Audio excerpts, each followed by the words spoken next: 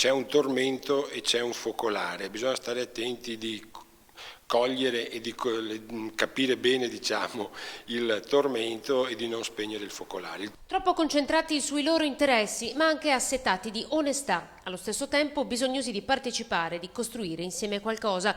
Ecco perché i veneti, gli italiani, secondo l'ultima ricerca della Fondazione Lanza, si sono interessati di più ai temi dell'ecologia, dell'etica sociale, ma hanno perso i valori di partecipazione politica. È il risultato dell'ultima indagine che ha sfruttato un campione di 1000 persone, 400 i veneti, per capire come stiamo cambiando. E nonostante Padova sia stata la città con la maggior affluenza alle urne, rispetto al 2010 in Veneto molti cittadini hanno scelto di non votare. Gli italiani non credono più che coloro che vengono mandati a rappresentarli siano all'altezza del loro compito.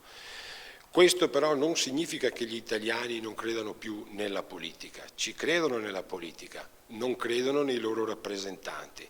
Se ne parlerà venerdì pomeriggio in un convegno dal titolo Valori e pratiche per un'etica civile, un momento anche per fare una riflessione su dove sarebbe andato il voto cattolico in questa tornata elettorale. Anche il mondo cattolico già da tempo rileva l'insufficienza di coloro che si candidano a rappresentare il voto cattolico e evidentemente questo viene fuori sempre di più.